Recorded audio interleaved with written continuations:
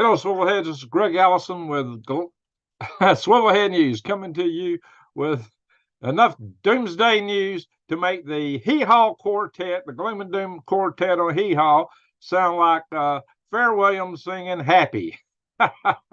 Lord, guys, it is getting intense in the world right now. So what's going on? I mean, for instance, the Ukrainians now have the long-range ATACMS missile. It was said to be delivered to them in secret, but it's not a secret once they start firing that thing. They've already started firing those, and they have the range, and it is their stated purpose with those to take out the Kerch Strait Bridge, the bridge that leads from Russia to Crimea. It's the shortcut. So this is really going to intensify things. They're on schedule to get the F-16s real soon, and there's just a lot of stuff cooking over there. We're going to, and here's another thing. The United States just released all that aid, about $60 billion to Ukraine, and said, don't attack the oil refineries anymore. Just don't do it. You know, as Biden, don't do it, because you're going to crash our economy. And how does Ukraine say thanks? They put massive hits on the oil refineries in Russia, which put pressure on the gas prices here at home, because it's all one big global market. And yeah, bite the hand that feeds you. Wow. Well, what do y'all think about that, guys?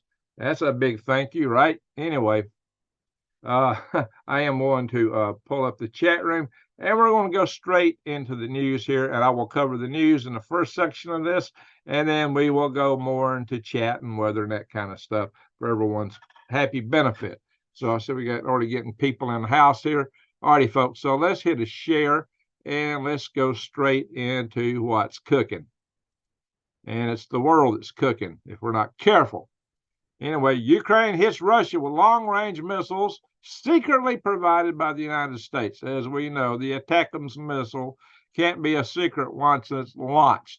And by the way, I have put video on here of what these things can do on the battlefield, and it's horrendous. The kind of damage, especially with the submunitions as they use them. And I remember somebody made a comment, well, those things are illegal. They won't use them. No, they're already using them. We've been giving them submunitions for some time. So these things this is a devastating weapon. How do you deal if you're under attack by ATACMS? Well, you better duck, because there's going to be a lot of shrapnel flying around. These things are, like I said, devastating. They got a range of 190 miles or 300 kilometers for my friends and subscribers from other parts of the world, like Rodney Middleton in here from Australia. We get a lot of Canadians in here and so forth. But anyway, guys, so they have them. They have these missiles. And so this actually was part, these were already there before that latest funding went through. So bang, Ukraine uses long-range ATACMS against Russia for the first time. So they are in use. That is a powerful missile. You might remember I did a lot of videos for my thumbnail was me standing under one of these. I actually done videos standing under one of these missiles on Redstone Arsenal quite a few times back a couple of years ago. But anyway, as you know, Mr. President Taterhead, when he released this aid package, he's saying, well, this would help thwart Russian attack on NATO. Really? Might instigate it. So I don't know. That's whoa, there's a new piece. You gotta watch this kind of stuff. Ouch, ouch, I gotta get off that. YouTube won't like that. They'll ding me on that. What was the headline over? I can't remember now. Ukraine, oh yeah, that's Ukraine hitting multiple Russian oil refineries overnight. Yeah, that's what that video was. That's something you showed the facilities being whacked. YouTube don't like that. So I got off that real fast, even though they weren't homes or any place where people were at, hopefully. Anyway, guys, but already it's been pronounced it's too little too late. The $60 billion aid package won't get Ukraine off the ropes, according to the experts. Well, even if it come earlier, it wouldn't have kept them off the ropes long either. I've already explained that many times. No matter how much money and how many weapon systems you send over there, they're not making the Ukrainians fast enough to fill the ranks. This is turned into a war of attrition. I've said for a long time, as long as Russia still has to fight and wants to pursue it, in the end, the odds are for Russia, just strictly in a war of attrition. Oh, but we got NATO behind. Ukraine and U.S. Like, well, there's another article which I'm not posting up tonight that said Ukraine should consider this or treat it as if it's their last big funding tranche from the United States. So in any case, like I've always said for a long time, they just, in a war of attrition, they can't hold up because Russia's also got China behind them, North Korea, and Iran providing munitions in large scale and money from China, although China's kind of feathering that back a little bit to keep trade happy with the West, but they're still there. Thank you, Michelle, for sharing the link for donating directly through my website, and I will check that when I get through this some screens here to see what's come in. I'm assuming I probably got a nice donation from you already, which I'll thank you in advance for. Salute to Michelle. Thank you, Michelle. All right, so let's move on here. Russia vetoes the UN resolution to prevent nuclear weapons in space. I told you this is nuke war news tonight. Now, here's the odd thing about this. Why does the UN need a resolution to prevent nuclear weapons in space? The fact of the matter is that's already a violation of the 1968 Outer Space Treaty. So the fact that they vetoed this, is that suggesting they don't intend to comply with the 1986 Outer Space Treaty? See, that's really an odd thing. Does this speak to the type of anti-satellite weapon that Russia may be planning to employ that we talked about with much ballyhoo several months ago? Maybe it does. Now, in terms of evoking the chain reaction of orbital debris that might prevent us permanent in access to space, it might lock us out of having any access to space. At least an EMP weapon wouldn't do that. It wouldn't produce all the shrapnel necessarily if they do it right, but it would definitely fry a lot of satellites. So this is an interesting development here. It's interesting that Russia should push it this way. Our satellites are our Achilles heel. Some people say, well, don't Russia and China have satellites? Russia does, and China's got a few more. But we are far more reliant on satellite technology than those nations. Far, far, far more reliant. It is our Achilles heel. Our military systems are highly dependent on the satellite communications, from GPS to the data fusion that our military uses to coordinate combined forces campaigns. Everything our military does and operates through these days. The future combat systems that the troops have in the field with them that gives direct communications all the way back to the military planners at the Pentagon. Yeah, we are highly reliant on satellite communications throughout our military. So taking those assets out would really blind and cripple our forces. So it would be a very strategic advantage to Russia to be able to do something like that. So don't discount it. Now, if they do it, like I mentioned, they'd have to almost set these off over water, not to EMP mainland, unless that's also part of their strategy. So there's such a notion as fractional orbital bombardment, in which they might have something like this in orbit. A lot of us have good reason to suspect that North Korea's first satellite may indeed have been intended for that purpose, maybe their second one too. So this is something to take into real consideration. John Edwards says, good morning, beautiful people. Hey, I like that. Anyway, so let's move on here. This is kind of a shocker that they actually vetoed that provision, considering you didn't even need a resolution for this, given the 1968 Outer Space Treaty. Uh-oh, I must have triggered something here. Anyway, all right, guys, let's move on. I think I showed y'all this headline earlier. Warning, Ukraine has only 6 months left as Russia's moving with sheer determination. So I don't know. You see articles claiming different things. I don't know it'd be just 6 months, but the thing is, it could be. It could be. Just depends on what the determination level of the Russians really is. Now, you see reports of Russian troops in rebellion. Oh, yeah, there's another report I hadn't put up here that's come out. It says that, I don't think I got that one posted in the litany we're going through tonight, But as you know, a lot of Ukrainians fled Ukraine because they didn't want to be in the war. They fled to Poland and other European countries. Well, Poland in particular and other European countries are talking about taking the Ukrainians that fled to the country in exile and sending them back to Ukraine. So, whether you want to be cannon fodder or not, well, that may be your fate. If you're born Ukrainian, you're destined to be cannon fodder, it seems, for Ukrainians. I think the real solution, as I said all along, is to stop this nonsense and declare a peace treaty and let, with the provision the Russians hold what they got and Ukraine holds the rest of what they got, and all these people worried about Ukraine getting run over. They had a peace treaty. It'd still take them, Ukraine is still there as a buffer. So what the heck is wrong with that? Why in the world can't these nations come together and cut out this mayhem of this war? It's mayhem on all sides. It's utter mayhem. There's a lot of young men from all sides and women and are being run through the grinder, and it's also impacting civilian populations. This nonsense ought to be brought to a close. But it seems that everybody wants war for some crazy reason. And that's the danger. That is why we're probably on a slippery slope to places we don't want to go in this world. All right, here we are. Poland's foreign minister says Putin should fear a war with NATO. Well, I don't know. Maybe he does. Maybe he don't want war with NATO. Maybe he feels like he's got to have it, and that's what he says. And, the fact of the matter is, what the Russians are telling us is already at war with NATO, because NATO, especially when you consider Poland, is pushing Ukrainian citizens that try to flee into exile back into Poland. It kind of reinforces that thing that the idea that the West is going to fight Russia to the last Ukrainian. Well, I've said that for a long time.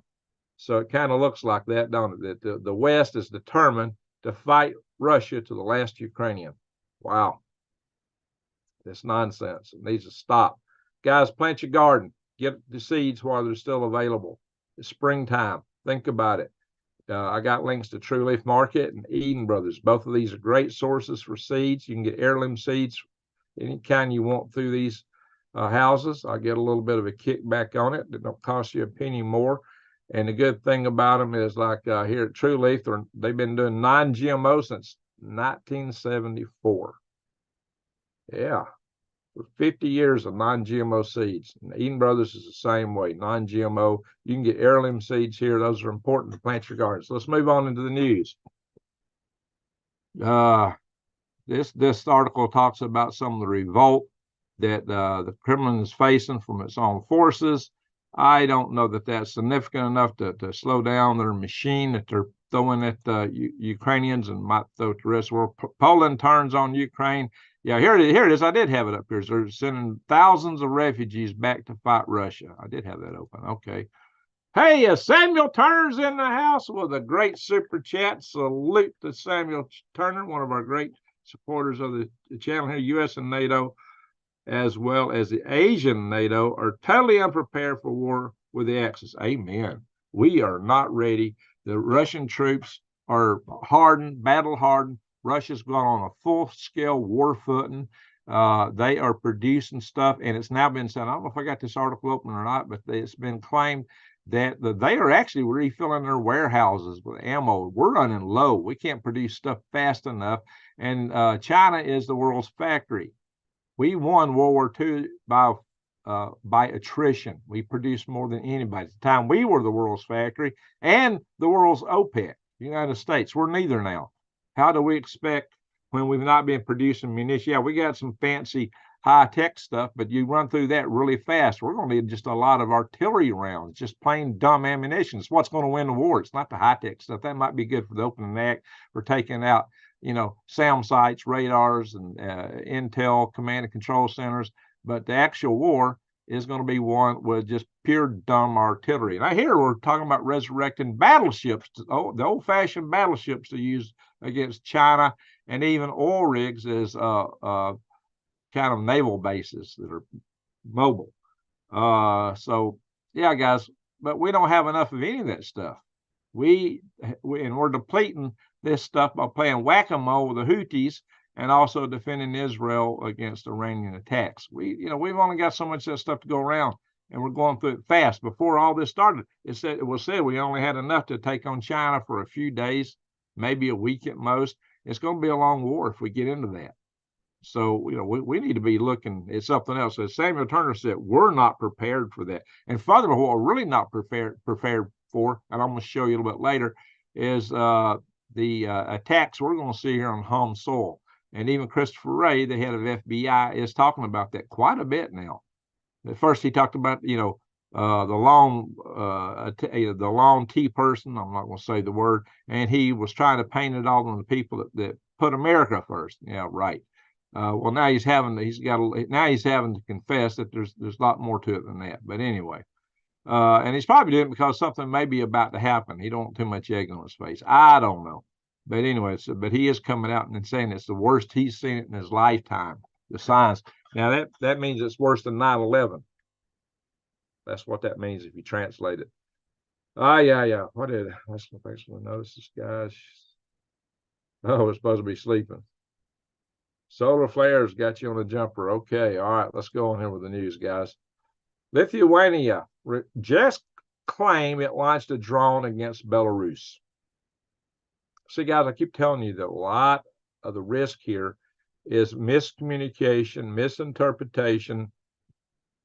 One side thinks somebody else did something, whether it did or didn't.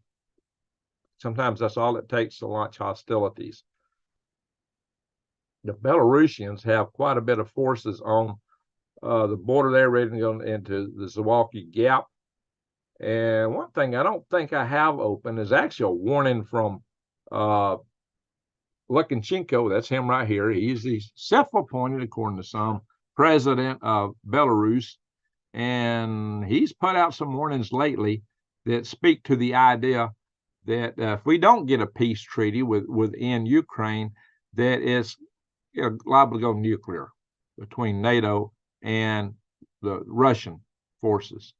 And he is actually calling for a peace treaty, which I wish more people would listen. That's one time I've got to agree with Lukashenko. He's actually seemed to have a little bit more level head than anybody else. Maybe it's because he's caught in the middle. He's between Russia and the rest of Europe.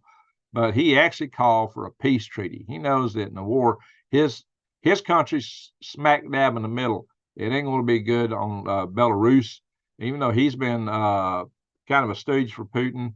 I'm not taking sides here. I'm just saying that he's been, a wingman for Putin. Let's put it that way. But he's actually called for a peace treaty. I don't think I got that article, but maybe I do. Anyway, I don't think so, though. Russia's diplomat to warn the country has chosen the path of war. This is our Anatola and Antonov. Anatola Antonov. I think I showed him in my last video because he had a bunch of things he was saying in this regard. This is him right here. He is saying, hey, Samuel Turner again, thank you. As bad as the danger is for us now, and even worse when you have to face it in the second of his man, United States. Well, thank you for the compliment, and salute again to Samuel Turner. Thank you, sir, for the great super chats tonight. You're on a roll here. Lottie. All righty. Well, we'll have to arm wrestle, so he's really the ugliest man. I think I'm a good run in for it. Thanks, guys, for mods for sharing all those links. Okay, so he's an ambassador. He's serving Russia in Washington as an ambassador from Russia to the United States, and he's given some grave warnings. And he's telling us that the United States has chose the path of war by sending all this aid to Ukraine. And there's especially tick that we're seizing Russian assets to use against Russia. So that is not going to go well in the long run. Russia and Poland trade threats of wider war that could turn nuclear. So once again, this is nuke war news tonight. Poland has warned Russia that the conflict with NATO will lead to inevitable defeat as Moscow threatens to expand its war beyond the borders of Ukraine. So, it's like Poland said, hey, we'll knock you out. The only way that we could do that is nuclear, but Russia's got more nukes than we have, especially tactical nukes. They got a lot more tactical nukes than the West has. So even though Poland is trying to get some U.S. nukes over there, which is also in violation of a treaty that we had with Russia about not putting nukes on the soil of former Soviet states that joined NATO. So it's like we're kind of pushing all this, guys. So this is why we're on a slippery slope right now. I mean, WWIII seems to be starting out as a war that's heavy in drones and rockets and remote control systems with troops in the ground doing World War I type fighting. But because, this armored equipment, like you see in the picture here, is real easy to hit in the era of satellite identification and drones and so forth. But when it goes nuclear, all bets are off if it goes in that direction. If any of these countries feel that their existence is threatened, as Poland just threatened Russia, that's where you got to run the risk of things going nuclear. And there's a lot of hits going on in Russia, those oil refineries. So if Putin feels like there's an existential threat against him, watch out. Oh, yeah, North Korea is a horror warning to U.S.'s Kim's sister unveils plan to ramp up military. So little Kim's sister, Kim Jong-un's sister, is at it, guys. And who knows that she's probably would be the one to take over the country if something happens to him. And I think she scares more people than anybody. That's her right there. But North Korea just had a delegation going to Iran, and they're trading stuff. They're negotiating, deepening their alliance. And I don't know, maybe she was in that delegation. I have to double check that. For some reason, I had that impression. Here we are. Yes, I do have this in here. Pistorius claims that Russia's weapons stockpiling is getting larger. It's growing, and it reflects what he believes is a larger military plan that goes beyond just fighting Ukraine. And Russia's been saying they're already fighting NATO, that we're fighting them through Ukraine. And when you look at all the weapon systems and aid we're pouring in there, well, that's true. It's a proxy war. It's a hot proxy war. And when you get countries like Poland talking about taking Ukraine out, not Ukraine, but excuse me, it's late in the night, morning here, talking about taking Moscow out, then you can bet that a paranoid Putin is going to be listening to that. And Russians have always been paranoid of being invaded from the West. That's why they didn't want NATO on their shores or on their borders.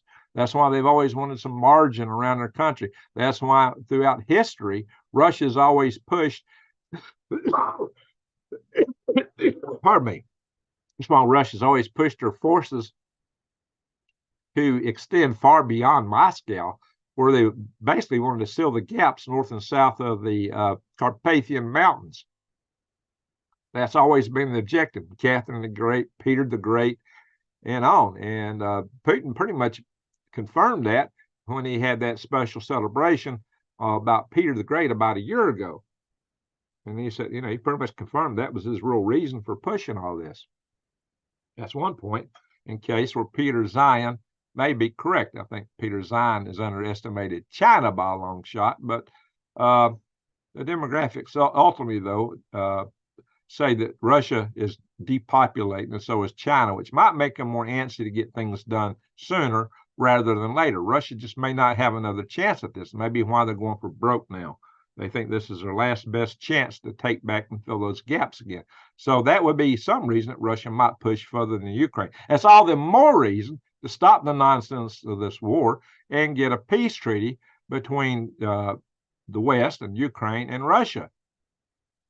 And that, let Russia hold those regions they've already taken, because those regions wanted to be Russian anyway. So it would stop the madness. And if we don't do that, we're putting the whole world at risk of nuclear war. And it doesn't seem like anybody in the West wants to do that. It seems like the only person that's really talking it up right now is Lukashenko, of all people. All right. So, and we've got the head of the IAEA, Mr. Director General thereof, Rafael Marino Grossi. He is talking about Iran having the capacity to develop nuclear weapons.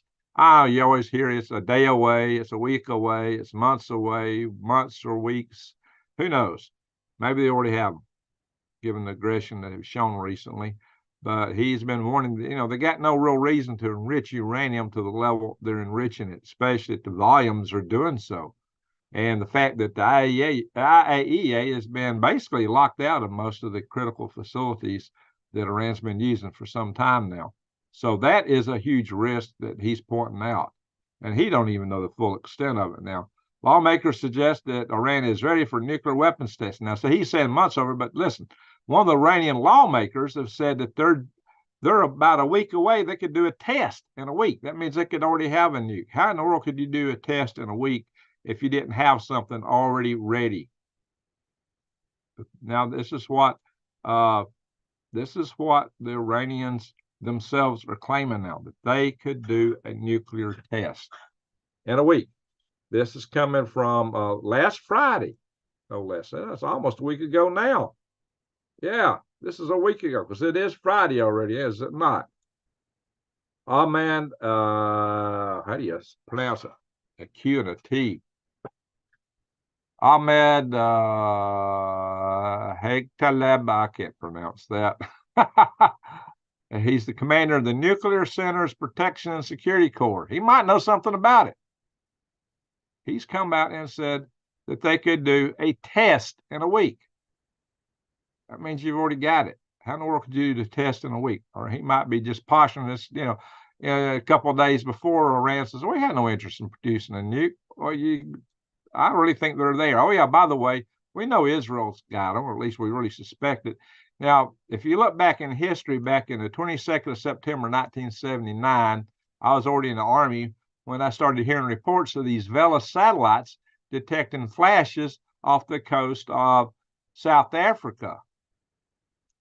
And it was highly suspected that this was Israeli nuclear tests done in conjunction with South Africa. At the time, it was thought that the South Africans also might have got some nuclear weapons in the deal with working with Israel and allowing them to test down there.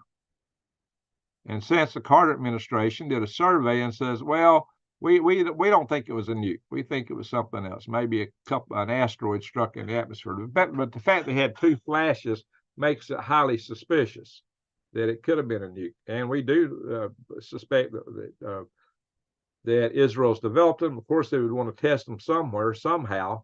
And so I really think that Carter was just trying to sweep it under the rug. As you well know, a lot of so-called scientific reports come out with a political spin on them. They ultimately answer and say whatever their bosses want them to say.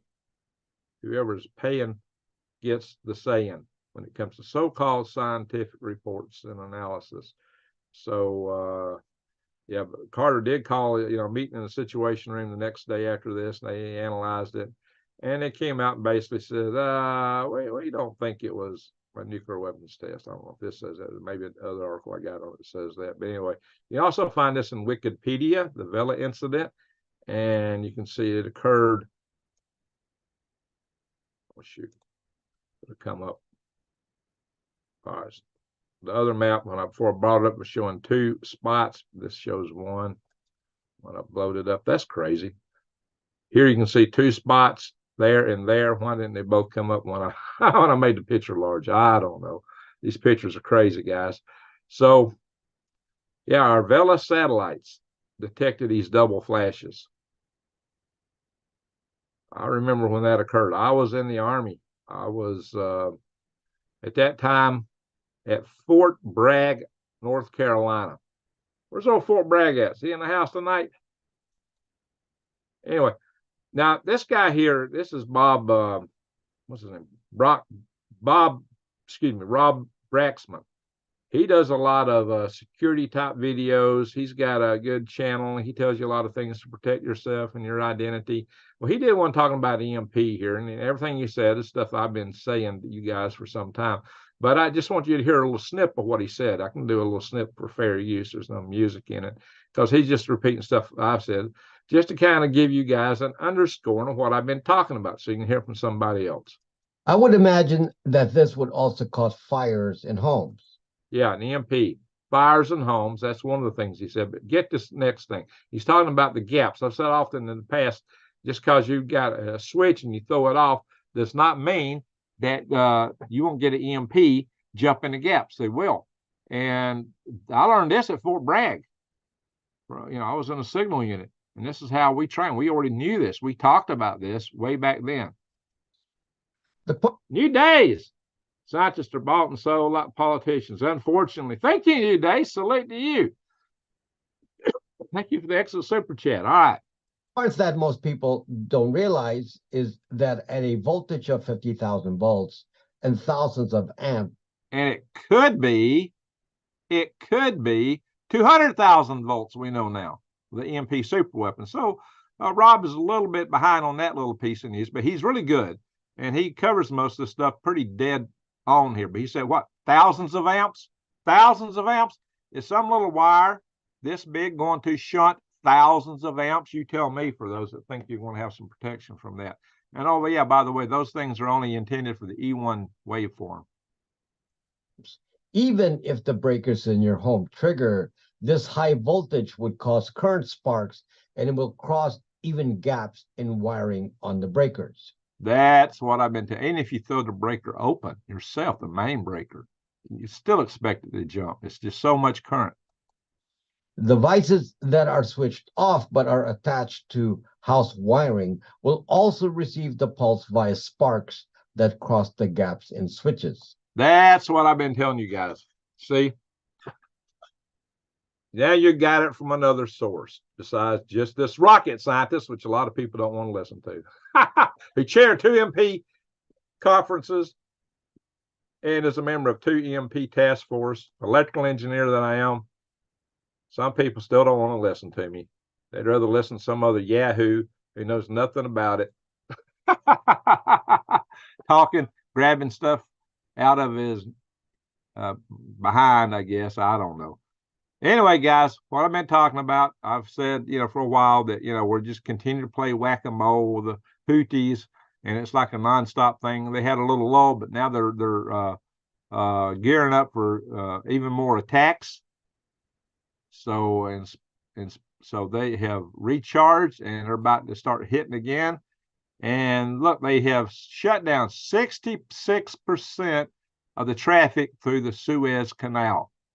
That's a big hit on global trade. Big hit. More than half. And it may get worse. Of course, again, yes, lead forces intercept Houthi missiles and drones after blast reported off Yemen. This is everyday news. And what's that do? It's depleting the stuff that we might need against China one day. That's what I keep saying. I'm sure the Chinese are going, that's interesting. All right, here we are with Christopher Wray of the FBI. Christopher Wray, what did he have to say? He said this threat now is on a whole other level. In fact, he somewhere said it's like nothing he's ever seen in his life. The FBI is increasingly concerned about coordinated, I won't even use the word there, T-attack. Oops, there's a picture I don't want to have in here. Can't show any destruction. So, FBI Christopher Wray revealed that while terrorism threat in America was already elevated prior to that event on the 7th of October, that it's now raised a whole nother level. He's talking about attacks where? On U.S. soil. On U.S. soil. And he said it might not be that different from what you saw against the concert hall in Russia a few weeks ago from ISIS-K. And he's talking about both lone actors and or small radicalized groups on U.S. soil. Where those groups come from? How they get here? Wow. You tell me. Anyway, if that is enough gloom and doom and agony on me, like the quartet from Hee Haw, our economy is going to get more controlled, apparently. World Economic Forum, our good friends from the House of Klaus, are claiming that 98% of central banks are preparing to launch CBDCs. As finance enters next phase, what's the next phase? Economic collapse, crashing dollar. You tell me, what does that mean? And the BRICS are expected to continue the record-setting gold rally. They're going to be buying more gold. China just spiked up the gold buying, and the good news is there's been just a little bit of decrease in the price of gold. It was 2,400, so it might be a good time. I'm not an investment advisor, not a financial advisor, but there's a possibility that it might be a good time to put some investment in that, given all that. If you choose to do that, and if you go to Defy the Grid, who's got a deal that says if you find a better price somewhere else, they'll meet it or beat it. If you use the code GREENGREGS when you go there, you'll get 1% off, and I'll get a whopping 1%. It's not a lot, but they operate very thin margins at Defy the Grid. That's how they're able to bring you the low prices. And they got these beautiful gold backs that are real gold, made out of gold, but they managed to make them in bill form, and a low enough quantity of gold that they're actually fungible. I mean, you could use them to buy eggs or bread, and not or trade or barter for them, and not have to have a scale and be shaving stuff off a big gold bar. But you can get the gold bars, you can get the coins, gold, platinum, and silver. Well, it's like the silver, it's all available there. Anyways, look at some other news. So they talk about all these jobs are creating. A lot of them are part-time jobs and government jobs. But the real truth of the matter is that the number of full-time jobs lost over the past 5 months is rising. Americans are suffering, according to this, thanks to taterheadonomics. So there you are. According to the U.S. Bureau of Labor Statistics, the number of Americans reporting full-time employment had dropped more than 1.7 million jobs from November, and I'm in that count. I am part of that number. And I don't have a part-time job either. 1.7 million jobs have been lost since November 2023. How about that? And I know what that's like. I'm in that count. That's a decline of 1.33% over a 5-month period, not even a whole year, guys. So a lot of the job gains that they're claiming are just people going back to work from the certain lockdowns that we've heard about in the past. And government jobs. The problem with government jobs is that's all being funded by borrowed money, by piling up more deficit. Now, how long can we continue to play that game? Jamie Dimon says that's going to wreck our economy. Government jobs are parasitic. They don't produce real wealth. They just take your money and burn it, for the most part. All right. And to make it sound even more cheery, Steve Forbes is warning about this climate emergency that Biden is talking about. Biden is talking about issuing a climate emergency, and he's not even got his second term yet. Look at all the stuff he's doing. He's trying to turn the entire transportation fleet electric within his first term. What's he going to do if he's got another term where he don't have to get reelected again? If he manages to come back in the White House, what is he going to do? It'll be full tilt Ocasio Cortez, probably. I don't know, guys. AOC, New Green Deal. I don't know what they're going to do, but guys, they've shut down, the what we used to call the Northwest Oil Reserve up there in eastern Northwest, then northeastern Alaska. They've shut down a lot of the Gulf and other things. They shut down a natural gas terminal that we were trying to build to send natural gas to Europe. I mean, just all kind of stuff. And half of Americans will support a mass deportation of illegal aliens, according to a poll. Actually, the poll said 51%. But hey, yeah, they're counting on votes, I suppose. But it's gotten so bad. If this tab will move, I think my thing's freezing up here. So bad that that ain't the article I was trying to pull up. That's a whole nother topic. Well, shoot. All right, it's lost the topic. That's not the one I was going for. The article was up here. This has done switched articles on me. Said that several of the Democrats were supporting Article 42, which Trump used to limit immigration. They're calling for a reinstatement of Article 42. And this is a whole nother subject here, which is also interesting. So anyway, the interesting thing about these protests, they're talking about choking down our transportation systems, our infrastructure, these groups are. And it's mostly the same people that were part of the protests we had in this country a couple of years ago. I think I'll do a special video on that. It's, you know, some of these people don't even know what they're protesting. They're just there to protest. All right. And Ron Paul has come out against House Speaker Mike Johnson for voting the FISA surveillance back in. Also, as you might know, Speaker Mike Johnson switched, and he decided to support aid to Ukraine without defending the borders of Ukraine without the requirement to defend our own border. So a lot of people are going, what happened to Mike Johnson? And there's, again, a lot of Republicans wanting to take him out now.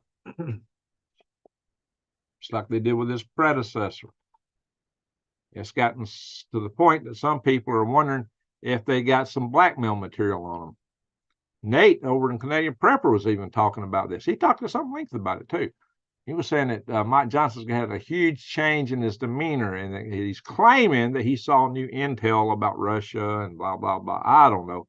Then again, that might just be his cover for maybe they got something on him because he's acting really different, really weird now.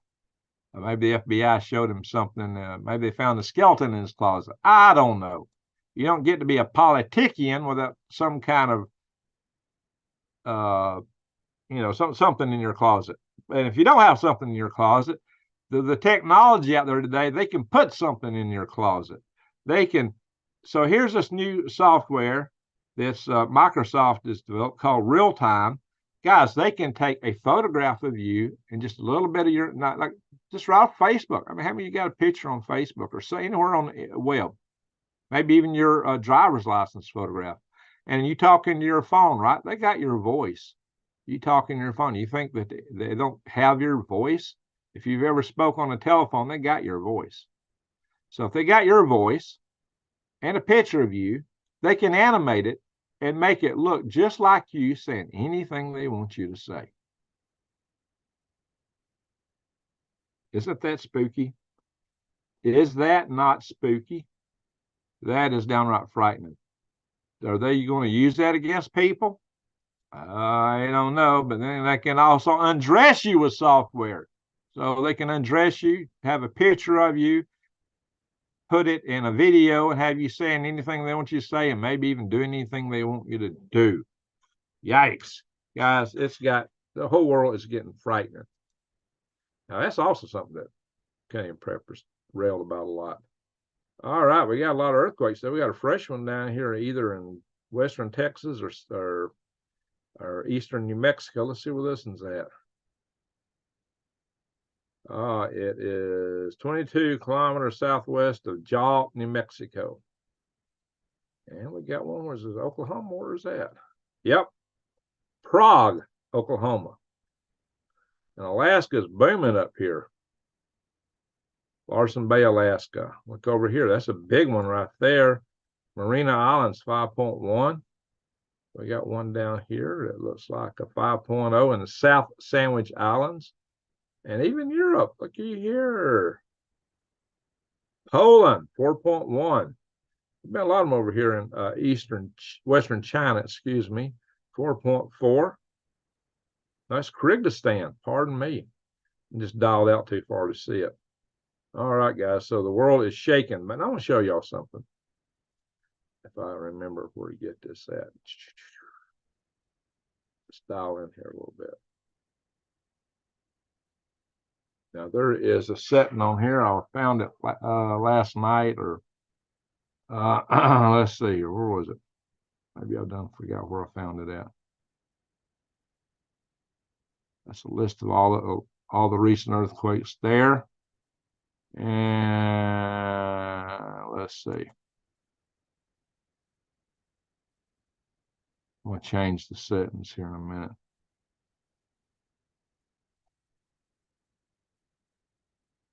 All right, I'm forgetting where I found it at.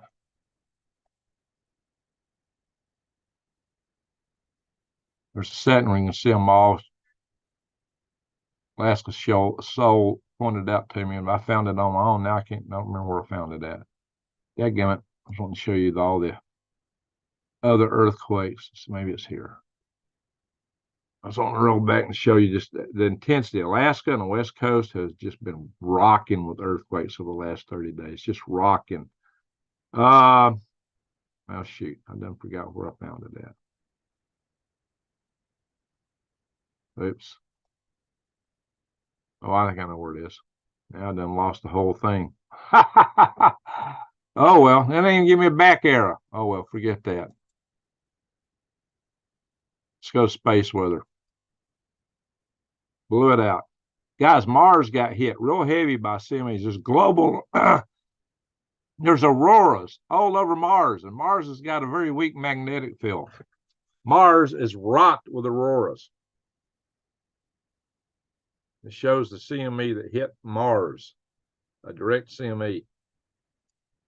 And it looks like we got a lot of aurora activity on Earth, but nothing like Mars is experiencing right now.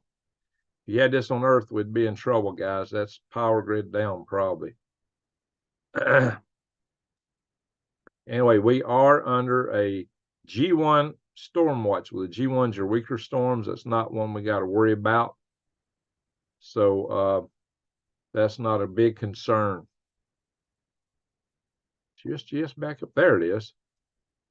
Let's see. I think it's under settings. Not that one. Yeah. Here we go. 30 days. So 30 days. Not that. Let's see. All magnitudes. That's what I was hunting. There we go. Look at this, guys. Look at all the earthquakes on the West Coast and all the ones up in Alaska. That's what Shag was trying to get me to show here, guys. I want you to look at all these earthquakes. I'm going to tell you something. I lived in Alaska 2 years, right about here. In that 2 years, I never felt an earthquake from 1980, from the first day of April 1981 to 23 April 1983. Never felt an earthquake. Well, what happened? But look at all the earthquakes up there right now. It's just, they're everywhere. That is crazy number of earthquakes. And also look here in California, West Wokistan, Jellystone National Park. And these are the ones, I don't know what's causing these. I guess it might be fracking. Up here in Oklahoma area.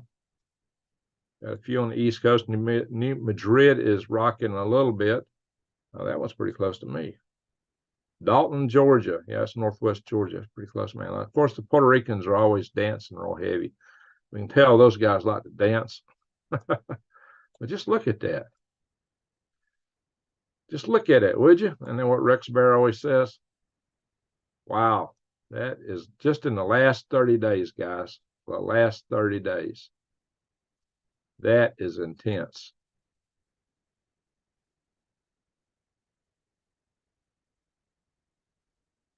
Really intense. All around the Ring of Fire.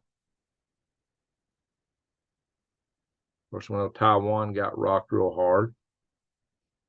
But Alaska and our West Coast looks heavier than this.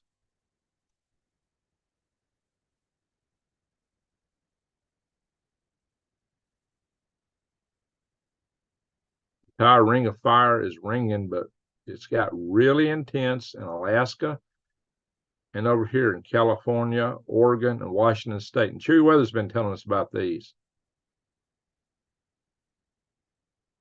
Oklahoma, is that due to oil drilling? New Madrid Fault, Appalachia. Why you got one up here, though? Ohio. Walbridge, Ohio. Anyway, guys, that's intense. All right, let's look at the sun. A lot of really complex sunspots. Now, whatever hit Mars is on the other side of the sun. There must be a really big sunspot over there. Hope it'll calm down before it turns back to us. That's all I can say about it.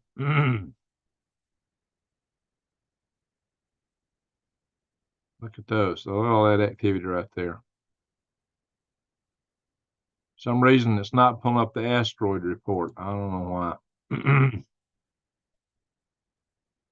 That's the near-Earth asteroids coming at us. It's not pulling that up tonight. We could go to JPL site, but we'll dispense with that for tonight. Guys, we got some weather in the United States. This is a late hour right now for the storms to be this intense to Oklahoma, Kansas, coming into Missouri, on the way to Arkansas, Michelle, even up in North Dakota. That's some pretty intense storms, especially for this late hour. And they're broken up cells. These broken up cells could cause mesocyclones. They could spin up and make tornadoes. So I don't know what the forecast. I've seen where storm watchers were watching this area. Well, this will all track east. Throughout most of the country, the temperatures are fairly mild. Quebec's 28. So it's kind of chilly up there. Nolans is 68, and Planet Houston 71. Phoenix is 71, not too bad. Lost Angels is 53, Lost Wages is 68. We'll look around the world here in a little bit. I'm going to go, this concludes the main news section. I'll come back to the weather map, and we'll explore a little bit later.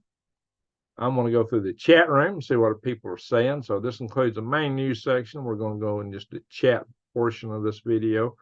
So if you're watching, it did take me about 51 minutes to get through the news tonight, a little longer than normal. Just a lot of stuff going on. I'm going to do a special on green Gregs, hopefully tomorrow. I really wanted to put it up today. I just didn't have time. I've got a lot of stuff going on. I'm going to do a special on, is it safe to drink milk, eat eggs, and things like that. There's a lot coming out about this Boyd flu in the cows. I should call it cow flu now. The Boyd flu in the cows, H5N1. And is the milk really safe? I think there's good reason to question that. We don't know yet, but I think there's, and I'll show you some of the reasoning I got behind. I'm going to pull up analyses that nobody else is showing you here on YouTube, unless somebody does the research and does it before I post this. I'm not seeing it anywhere. Well, I'm about to pull up and show you guys. We're going to look at it from the scientific end. So let's see what's, and hopefully I may record that and just upload it sometime tomorrow. It may be tomorrow night even before I can get to it. But that's something I really want to go into. And I want to, I might go live with it. It's a possibility. If I'm going to go live, just say so, but I'm not sure if I'm going to do that. But I might. I might also do it as a premiere. But we'll just have to see. Sometimes it makes more sense to do things just uploaded sometimes. That's what everybody's saying. All right. So the first comment I'm seeing is from Nanny Anderson. Don't mean it's the first comment, because at some time when I scroll back, if I wait too long, I'll lose some of the earlier comments, and my apologies for that. But she's saying hi, New Days, and Rodney. So I guess that is pretty early in the video.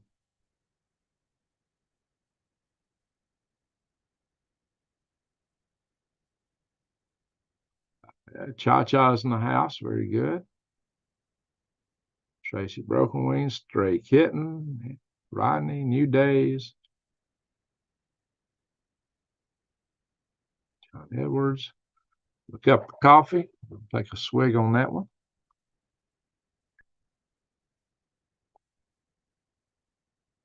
That's what we need to do. Chill out. And it's a dangerous time.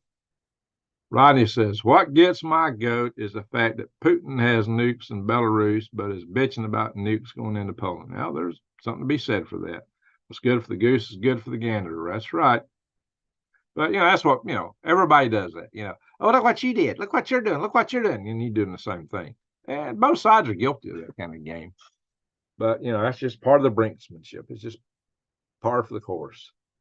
And it's all tragic. There's no sense in any of it. Thanks for sharing the link there, Rodney. Uh-oh.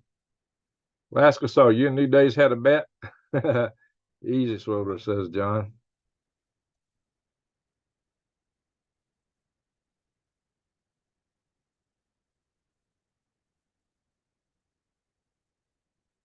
I try to go live every other day at least. That's my general objective. If I don't go live, it means I just got bowled over by events. I actually do enough research. I could go live. I got enough material. I could go live on Green Grays, Galactic Gregs, and Swivel News every day if I could find the time to do it. And I could actually put up several videos on Galactic Gregs because I got a lot of material I could put up. Those videos would actually be easier for me to do if I do them as news-oriented type videos like this, because there's a lot of stuff going on in space, and that is actually one of my main areas of expertise. It's my main area actually, but you guys want to hear this kind of stuff, and so this is what I'm bringing up most.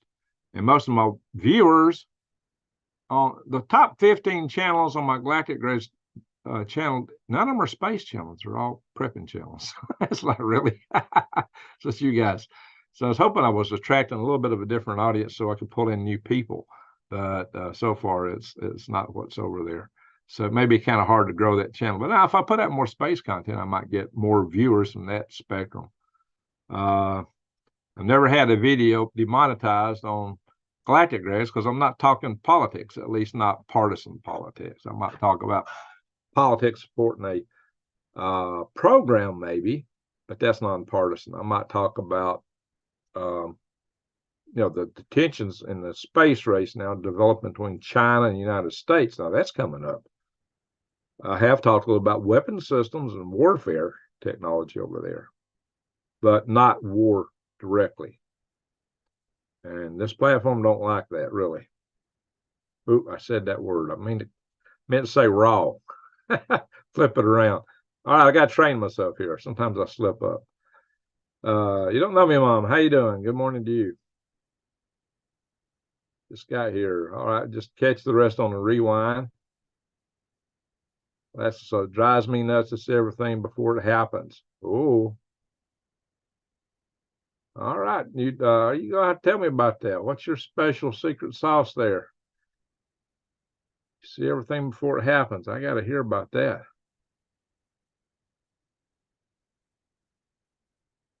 Yeah, Samuel Turner's been rocking tonight. Him and New Days. And I know Michelle's kicking in something.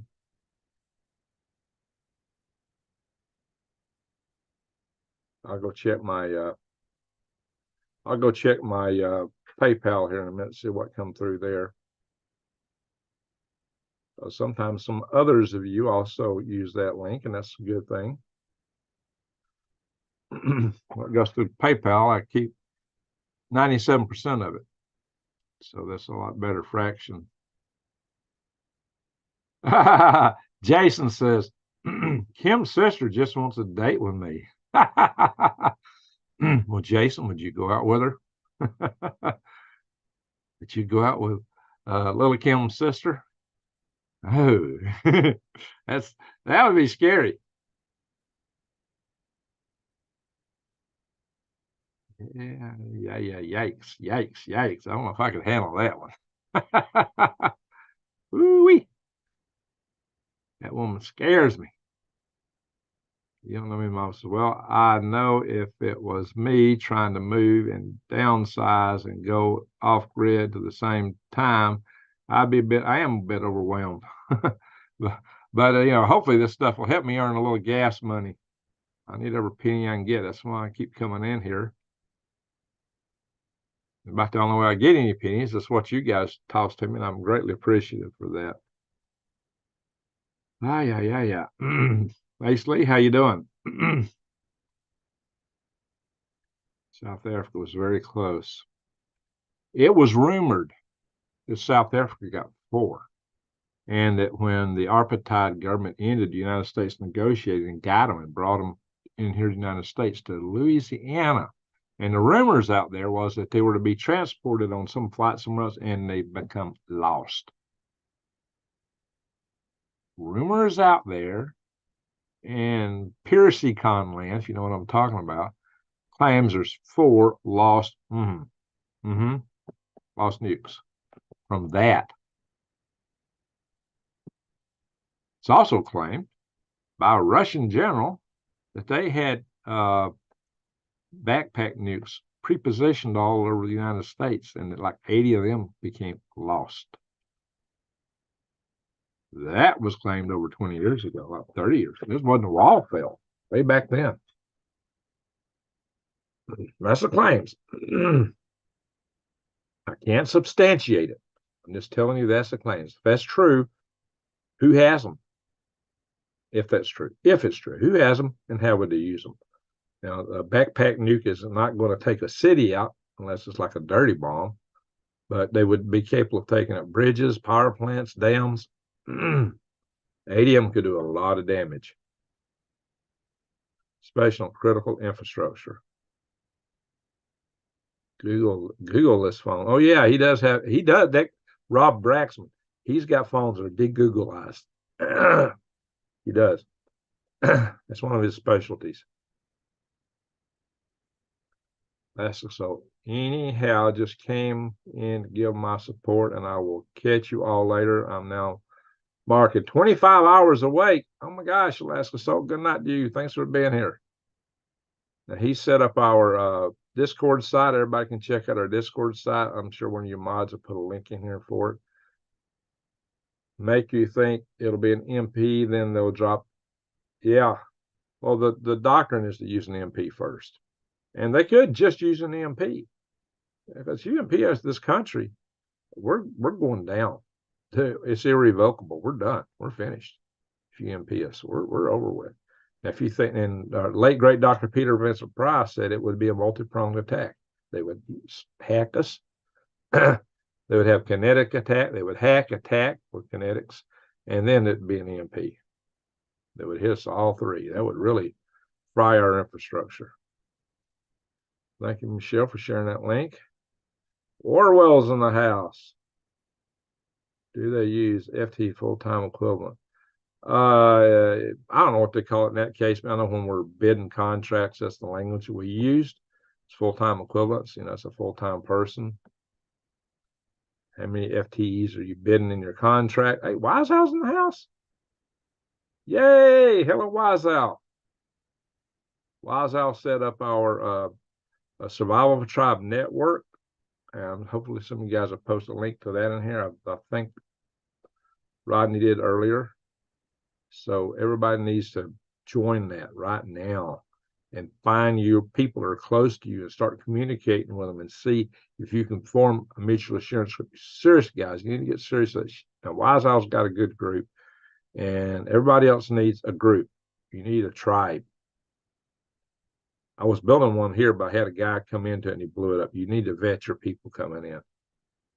I think I got a good tribe in Arizona.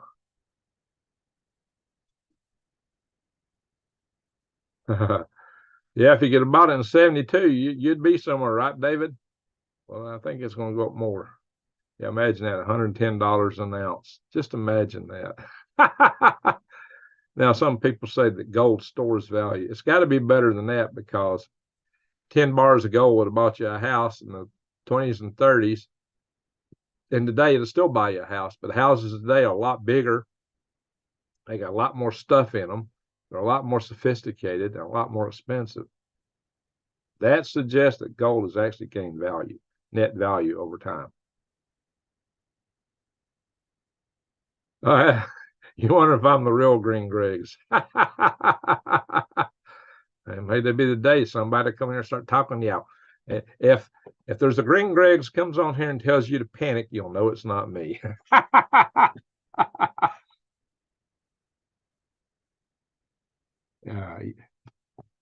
Yellowstone had a major earthquake last week. I don't doubt that, guys. I'm sure Mary Greeley's been talking about it. She really covers what's going on at Yellowstone. She is the Yellowstone watchdog. She will tell you every shake they got going there.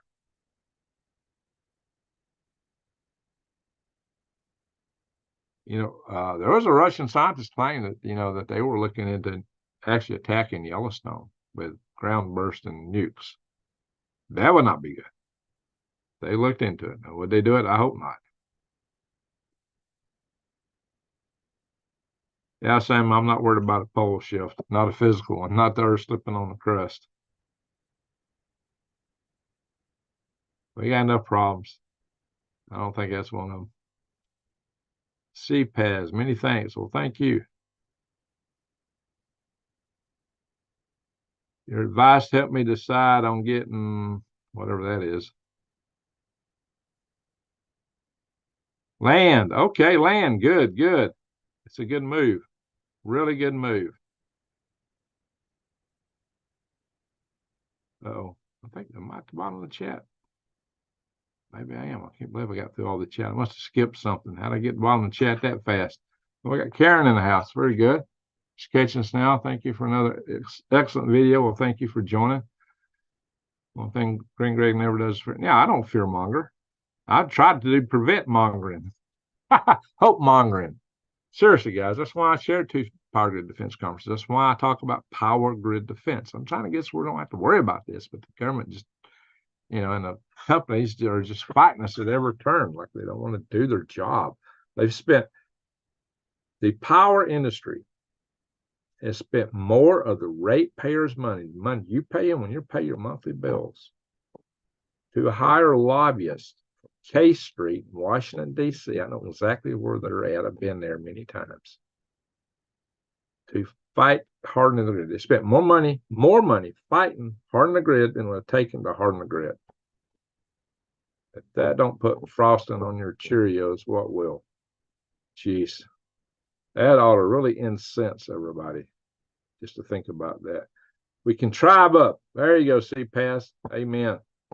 You got land. I mean, you could consider being a tribe host, but really, really get to know who you're bringing in. Vet them very well. You get some on your property, then you got to maybe deal with if they're not what you thought. How do you get them out? It's a tough nut to crack. So, cup half full. There we go. Tiniest point of Yellowstone is still over a mile thick. So that's why, Yellowstone had been erupting about every, 250,000 years, and it's a little bit behind schedule now. But that's probably because it's the hot spot has got thicker mountain caps sliding over it. So it's got more to punch through. If it does manage to punch through that, it may be a bigger bang, especially if it's cooking for a longer time. It would be hard to penetrate a mile. Maybe if they hit it with something and shook it hard enough, it might would, if it was already on the way to giving. But if Yellowstone wasn't ready to erupt, even if they hit it, it don't mean it's going to have a major eruption like we've had in the times past. So, yeah, a mile is a pretty thick cap. That's the good news. But if it goes, we could be in some serious trouble here. So that's one reason I don't talk a lot about Yellowstone. If it goes, we're going to have major trouble. But, you can have a super volcano we didn't know about under the ocean. It could go, just like Tonga. There could be something out there. Any major super volcano could set us back. It could almost wipe us out. You get what's equivalent to nuclear winter, volcanic winter, which may be worse. Not knowing how to do solar and grow lights and grow inside could save your lives. Yeah, knowing that. Not knowing, but knowing that, yeah. After an EMP or nuke blast, that's right. Hello from Port Angeles, Washington. Hello, Tara. Northern Girl Hobbies. Good to see you in the house. Good to see you in the house. All righty, folks. So, in any event, guys.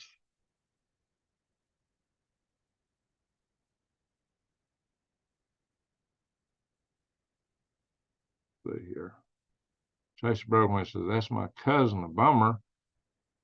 And I can't get rid of him because my neighbor keeps talking to him and helping him. You always get an eviction, but that's a tough road to hoe. Yeah, that's right.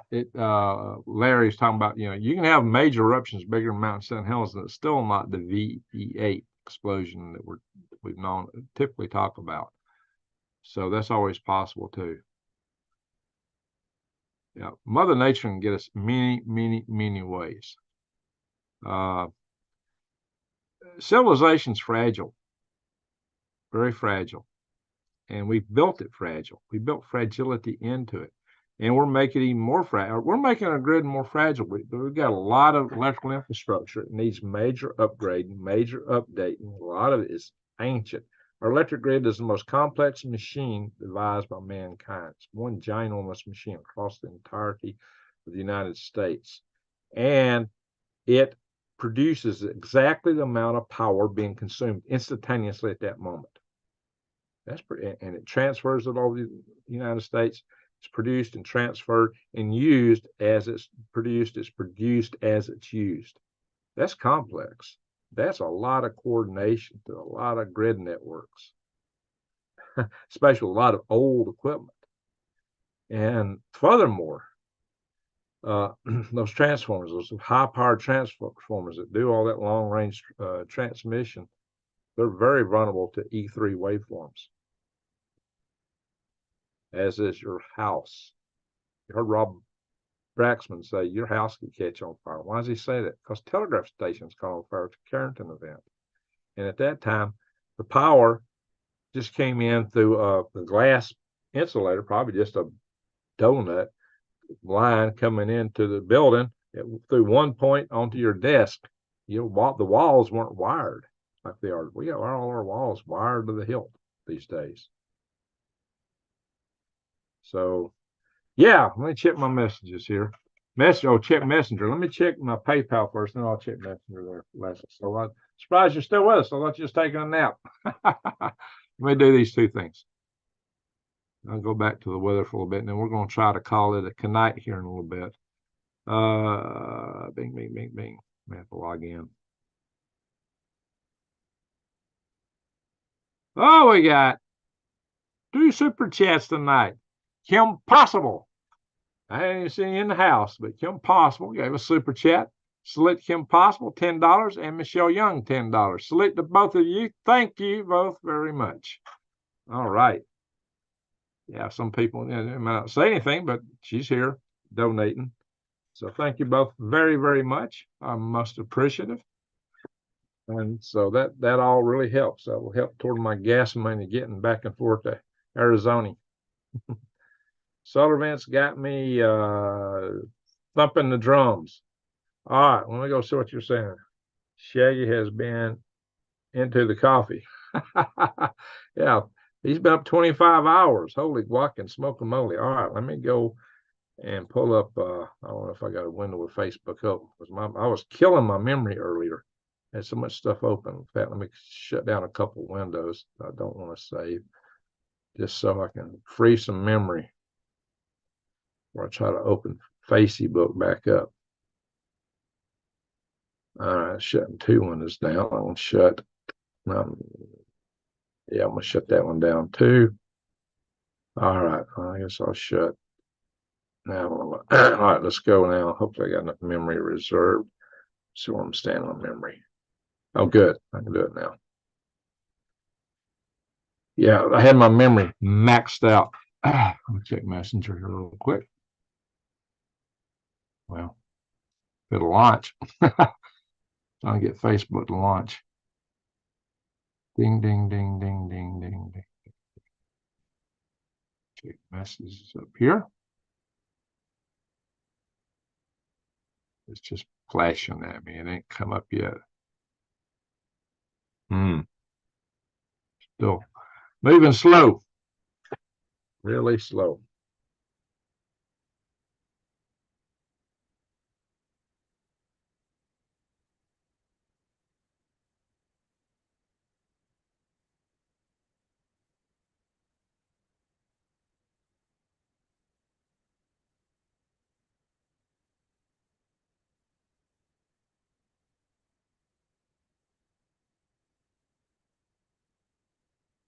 Okay, so Shaggy is suggesting a jeweler's testing kit so you can tell the validity of the gold if you're swapping and trading gold, or step up the knowledge about identifying gold. Many will use fake gold when the grid goes down, when it hits the fan. That's true. Now, one thing is it'd be really hard to counterfeit these. Oh, Robert Hodges, what do you think about kinetic bombardment? It could be devastating. That's what's going to win most wars, just dumb artillery. Also, the kinetic attacks on our grid may be very, very substantial. Thank you for the super chat there, Robert Hodges. Appreciate that. X-Dragon 69. My memory has been maxed out for a long time. So there's no chance of terraforming Mars. It lost its atmosphere for a reason. Yeah, it's core cold. The magnetic field dropped off and the sun stripped off. I don't see any point in terraforming it either. I think even if you could manage to terraform it, you're going to lose all those precious resources over time. It may take a little while to do it, but you're still going to lose them. They should just build big domed facilities or go underground. I think that's the way to do Mars. Kinetic bombardment. So let me see if I'm doing that topic some justice. But again, you know, I love these goldbacks.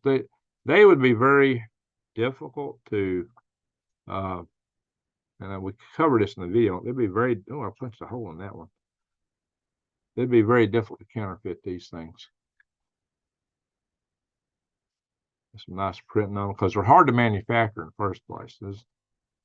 They're not easily manufactured. So all these goldbacks, you can pretty much count on them.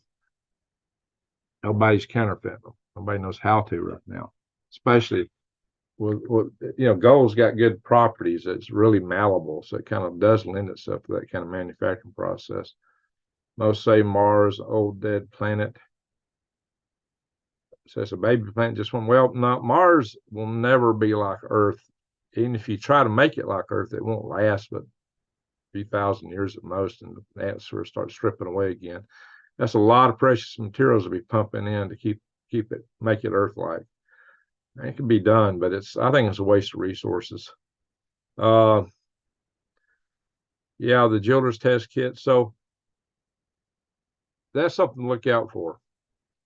But Defy the Grid does sell good stuff. So check out Defy the Grid. The link was just put in here by New Days. Make sure you use the code GreenGregs when you do it, though.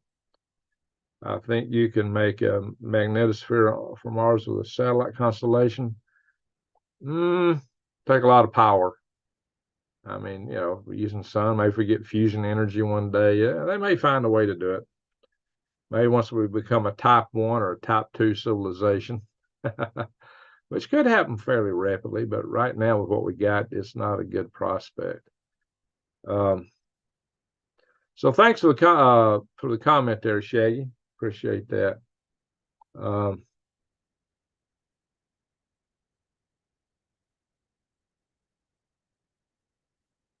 Anyway, so I can just figure out this. All right. All right, guys. So we're going to go back into the weather here. Let's see what anybody else has said I might have missed. So understand most people these days can't tell fake gold from real gold. Yeah, a testing kit would be handy, especially if you're dealing with gold coins, gold bars. I had a shop tell me how to do that once. It's got something to do with the way you can rub it. I forget what that test was, but there are some tests. All right, so Kim Possible is talking in here now. Hello, Kim, I guess, or somebody saying hello to her. Yeah, she definitely threw in a super chat. Eddie says, what if we are Martians? Maybe we are. Magnetic, yes. Any commodities? There you go. See, pass. So let's see here. CDD. You punched a hole in it means don't buy them. All right. So I got a lot of sharp objects around here, such as, let me show you one of my little sharp objects. It's not the best one. You get a better one than that. Here, I can. Knocking stuff over here. There we go. What did I knock over? Camera. Be careful here. This is a target version of my blow darts, my large caliber blow darts. That's the when you hunt with it. Everybody's seen Tim Wells, I think that's his name, in his videos. He's taken out boars, and even I think he went after a bear with one of these. You got deer, bear, but you better be good, especially if you're messing with a bear. That's a very interesting little blow dart. I actually did a video probably about 4 or 5 years ago on these. I was talking about silent hunting. When you hunt with something, when you pull a trigger and it goes bang, you're telling everybody where you're at. As soon as you pull that trigger, it's like, I'm here, right here. I might have a deer, something to eat. You might be inviting snipers or ambushes on you. So be very judicious about using anything that goes bang. Of course, you got to have to do self-defense, yeah. But it might not be the best choice for hunting. And big game is not going to last long. You're going to be hunting rats. After a couple of weeks, rats are going to be about all you're going to be going for. And I need to put some attention on how to deal and process rats post it hits the fan. Because at some point, you're not even able to find latex gloves, and rats in a lot of regions carry a lot of disease, especially out west. They got prospects for bubonic plague, hantavirus. So you got to be very, very, very careful. Hantavirus and bubonic plague are no joke. So how do you handle them? How would you process them? There's not much meat on them in the first place. So what's the most efficient way to deal with them? You watch these survival shows, they go through great length to trap one or two. And it's like, you're not going to survive off the meat of one rat. You better have a way to get a lot more and a way to process them fast. It's the second gunshot that gives you away mostly. Yeah, they can try, they can really hunt you down then. Practice skills, amen. That's why it's a good reason just to go camping, but do it at primitive camping. Do it like you're out in survival mode. Do stealth camping if you can, where you can't be seen. I'm going to do a video, hopefully not too distant future, maybe even the next few days, of hiking through the woods, not on a trail. I did watch this other channel, and the guy said, you can't go through the woods unless you're on a trail. So, no, you said that? That's the only way I go through the woods, usually. Unless I'm on something like the Appalachian Trail or something like that. But no, I like cutting across country. That's my favorite way to hike. I put a phaser on the stun temporarily. So what do you do there, Northern Girls? What did Baxter say? Oh, Robert Haas said John Baxter only thinking the other day how digital money has took all the change out of my pockets. If you wouldn't want to walk down the street with pockets full of, gold would weigh you down. That would be a ton of value too. That's more value than you just want to trade on a daily basis. You don't have something in your pockets, put silver, or you can put these in your wallet. Your wallet. I do have a lot of sharp, pointy objects around here. I'll show you something I made back in probably 1976. I cast that when I was a teenager. 370 grains. What would that go in? A Hawkins. So I don't tip the Algors that have no rhythm and no real intelligence. Half an inch. You know what a half inch is. You don't know what the LAC, flip that around, is, right? So Robert Hodges says, or take clear epoxy and epoxy it to the cement in front of Walmart.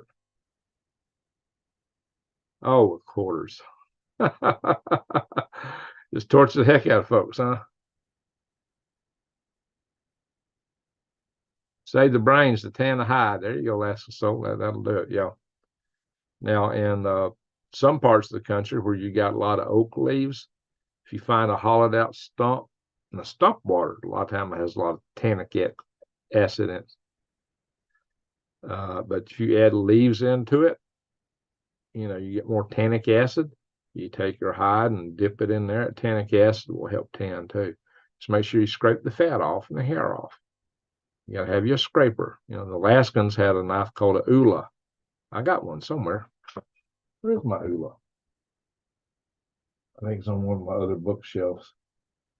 I got a ula. It's more of a ceremonial. It's almost too cute to use. Where did I put that at? Oh, I got a ula somewhere. But that's the right name for it. You still? When's the last time you made muttlocks there, Shaggy? Let's see here. Last I have beaver pelt with brain yet to do. Okay. Sounds good there, Northern Girl.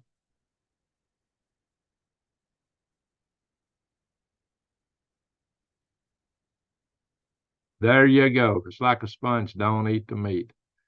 Deer are getting really bad. We've already had 2 hunters pass away due to the prion disease that the deer have.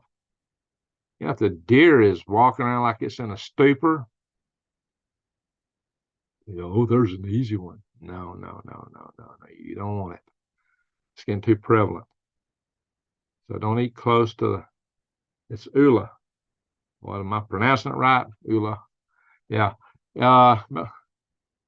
So there's they got a handle and it's just a little blade like that. And I got a rock here that I think was cut just for that. Piece of flint. That's it. No, this is not it. I don't know. This is it. Yeah. This piece of flint here, it's got just the right place to put your thumb.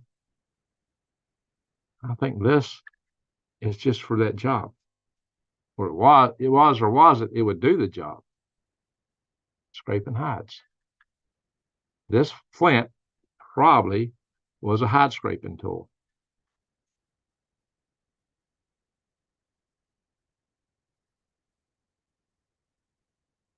If I need to scrape hides, I would have got my tool.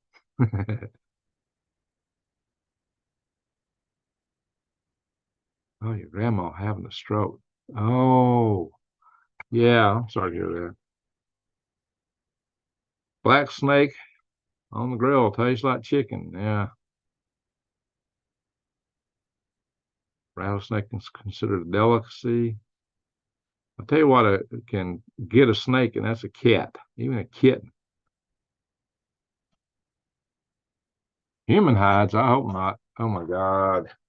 There was a outlaw out west that they skinned him and used his hide. Yeah, there's actually a museum where you can find some shoes made from that guy. Somewhere out west museum. That's gross. That's just gross. Why in the world to do that? But anyway, I forgot the name of the criminal. He was pretty well known. Maybe some of you guys know what I'm talking about. Hey, Lord Dragon. Good to see you in the house. 12:45 for you. Well, it's 3:46 here. 3 hours ahead of you. You days is an hour ahead of me. Bookbinders. Oh my gosh. Yeah, I don't even want to think about that. You guys are scaring me. Holy guac and smoke-a-moly.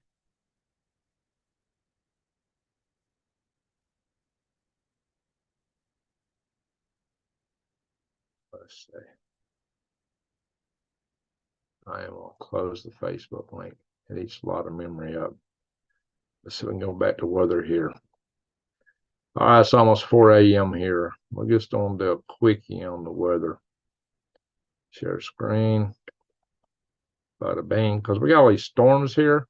I'm going to play it. North America is really good for having storms. I mean, North America is second to none for having inland storms. So let's kind of play it forward and see what these are going to do. Some wee hours right now. Are they moving? All right. You can see they're going into Oklahoma, Missouri, they're beginning to get in Arkansas there, Michelle. That's in the morning, early in the morning. And then they're in the evening, dying down a bit in Texas, are flaring back up Friday evening. East Texas, Friday evening, Friday night. Maybe a little bit in eastern Missouri and Illinois, but not too bad. Southern Illinois, just off east of St. Louis. But that's like at 1 a.m. Saturday. Okay, so then they're dying down. You got snow, Colorado, Jan, and in Utah too. Like a snowflake maybe right here in eastern Arizona. Wow. All right, a little bit of a storm down in southern Arkansas there. Idaho getting snow, western Montana. Storms in Oklahoma. Saturday, mid-afternoon, more around Dallas, Texas. Arkansas, looks like just northeast of Little Rock, northeast corner there. Saturday. Oh, late Saturday, big storms. Look at that, guys. Big storms late Saturday. Sunday, Texas, Oklahoma, Iowa, a little bit of Kansas, Missouri. Then they play out in the afternoon. They flare back up on Sunday morning. Monday, they're flared up. They ain't moving much. It's just staying in this general area so far. It's not going east as fast as normal. Monday, 3 a.m. That's pretty strong for 3 a.m. Wow. Monday, the 29th, 3 a.m. East Texas, Arkansas, Michelle, southeastern Missouri. Look out. Northwest Louisiana. That's a late nighter to be that strong. Sun's out, still cold in Britain. Springtime. So you're still cold. Look at all the rain in Oklahoma there, too. Monday night, just Mississippi got them Tuesday.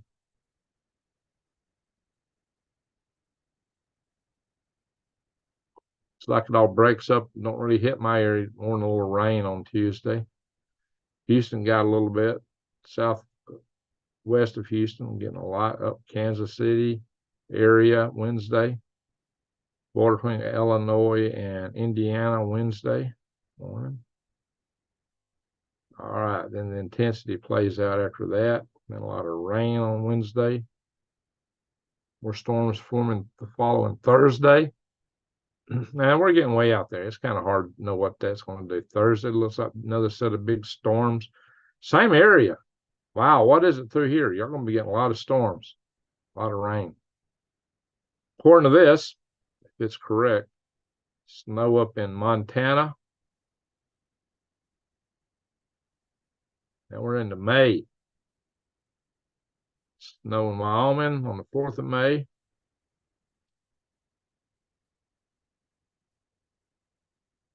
Yeah, you're up through Sunday on the 5th. Cinco de Mayo, Oklahoma City. Cinco de Mayo, southwest of Oklahoma City. Wow. Pretty intense there. Let's back the date up. Let's back it up to right now. Let's make it current time. We'll spin around the world. We got Great Britain in the house. Let's go up there.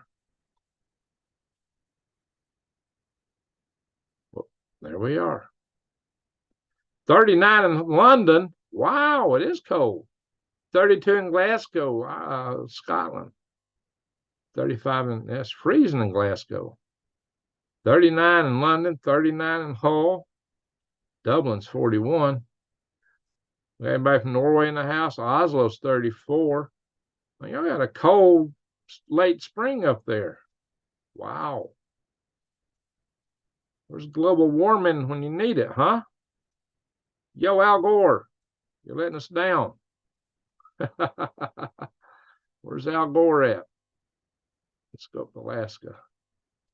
We don't have Arnold in the house. That's odd. Arnold actually texted me earlier, asking me if I was going live. 40s up there in Alberta, 35 in upper Alberta. Let's go to Alaska. We got a lot of Alaskans in here. Anchorage says 39, Homer 37, Kodiak 39. Fairbanks is warmer than Anchorage, 44. That's interesting. What's Delta Junction? Britain's colder than we are here.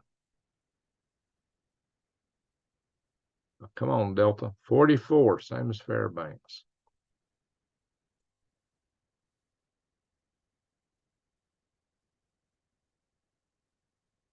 All right, come on, give me some state borders here.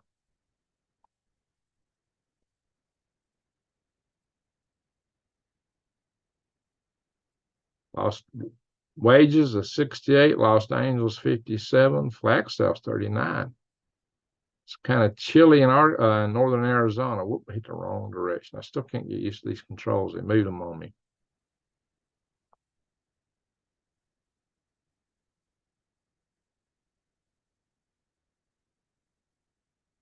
So last summer, I went to farmer's market in Show Low.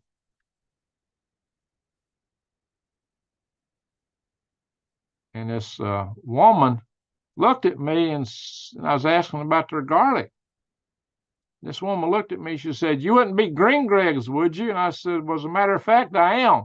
She says, "Well, no wonder you're talking about Snowflake and Show Low all the time." She was wondering why I was talking about it. She had no idea I had property over there. Kim Possible, 27 in southern Maine. Wow.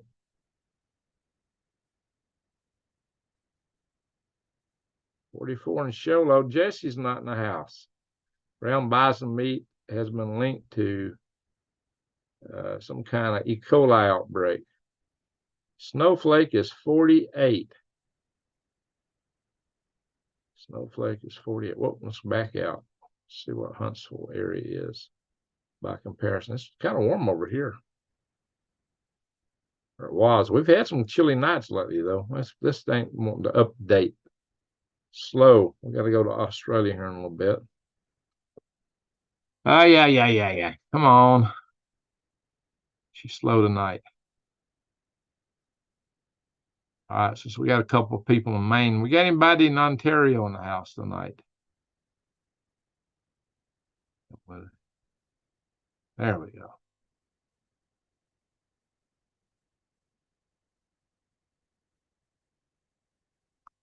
Amazing how those storms are just centered over there and not coming east. Well, the wind's blowing toward out of the east toward the west right now, according to this.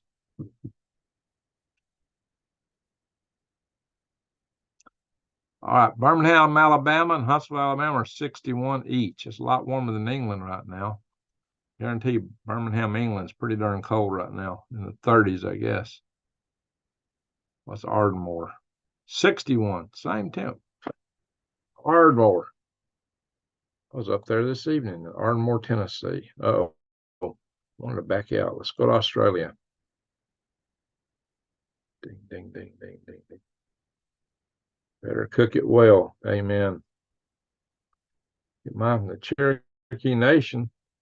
Okay, 8 pounds of bison. Well, right now you do well to cook all the meat well. Back out a little bit more. Oh, this thing is slow tonight. Everything I'm doing here is slow. I'm not eating memory up that bad. I was eating the CPU up a little bit, though. Maybe the server. Why is it so slow tonight?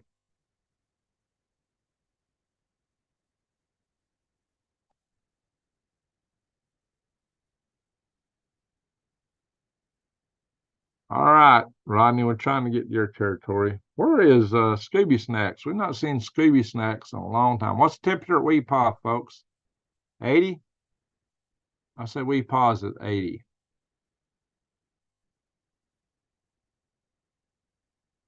That's my guess. I'd say 80 degrees for WWIII.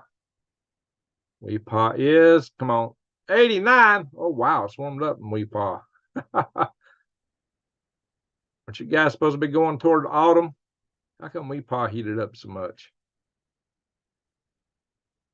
I'm way off on that one. Brisbane is 70. What's that? Charleville, 68 on her. Townsville, 79, 84 there in the middle of north of Queensland. You get a couple of people in here from Queensland. Perth is 80. Melbourne's 59, though. Canberra's 59. Sydney's 64. Just cool down here. Of course, that's closer to Antarctica. Tasmania, Hobart, 57. We used to get people in here from New Zealand. I haven't seen anybody in New Zealand in a while. We got anybody from a country we've not hit on here tonight? Anybody in here from another country? North never gets real cold. No, it don't, because you're up close to the equator. You're tropical up at WWIII, but down here you're darn near down to Antarctica. At least that's the next landmass down. You still got quite a few degrees of latitude to cover. But New Zealand is like always in the 40s to 60s. New Zealand runs a little cool. Dundee 44, Christchurch 50, Auckland 61, New Plymouth 55, Walton 55. Anyway. Hi from New Zealand. All right, Bluefin. Very good. Good to see somebody from New Zealand in the house. Have respect. Make ribeye of sacred cows. Yeah, we hadn't seen Scooby Snacks in a long time. Hope Scooby Snacks is doing well. Let's stop the share. All right, everyone. It is late. It is 1 minute to 4 a.m. here. It's going to take me an hour before I can possibly get in bed. Indians eat hot dogs and hamburgers and sell their bison. Oh, gosh. Hot dogs is the worst thing you can probably eat in any quantity. They're cheap, but it's full of all kinds of additives. All kinds of additives. All righty, folks. Everybody tell us where you're from. Well, we got 88 in the house. Did we have more earlier? I think we had more earlier. All right, everybody, tell us where you're from, and we're going to call it a night.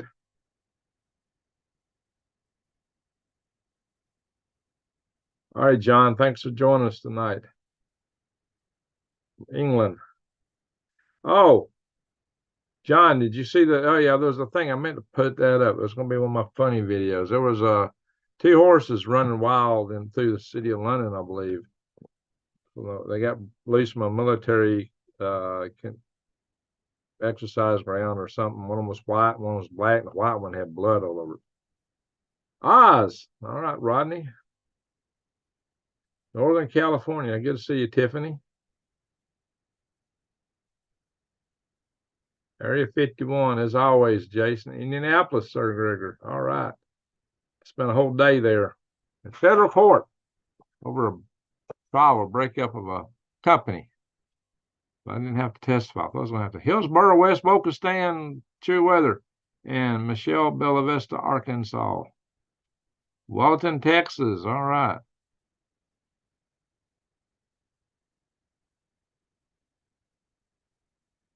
Berlin, Maryland. That's really California. Linda, what part of the state's Berlin in?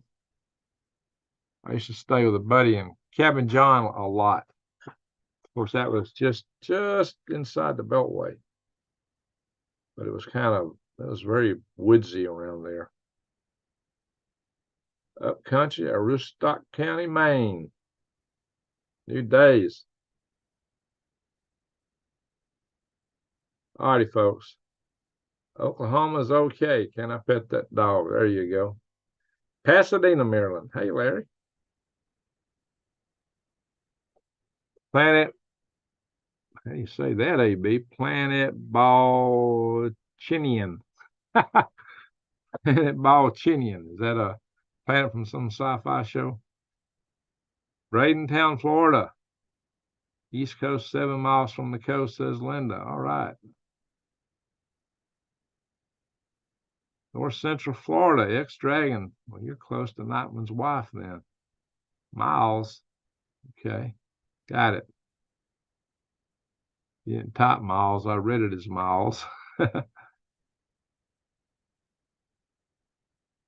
All right. Yeah, you're competing with Jason from Area 51. I do like your Don't Tread on Me logo there. All righty, folks. Let's call it a night. Thank you, Super Chatters. Y'all were awesome tonight. Appreciate it. Thank you very much. Wyndham, Maine. All right, Kim Possible. You're close to New Days. Sarasota, Florida. All right, Southwest Florida Prepper. Weekend bananas. Belarus president's speech powerful today. You talking about, is that the speech where he was actually calling for peace, to be a peace negotiation? Yeah, I cited that. I mentioned that. I'm in St. Augustine. Okay, Captain Trips. I know where that is. Eat more chicken. There you go. Yeah, I'm going to do a special on this Boyd flu, probably on green Gregs. Berlin, Maryland, isn't that up to Allegheny County, West Maryland? Well, you said she was 7 miles. Linda said she was 7 miles, I think, from the coast. Linda Smith. Bradenton, Florida. I almost missed that. Electrico DRG 81. Chicken Club. All righty. Once again, thank you, Super Chatters. Thank you, mods.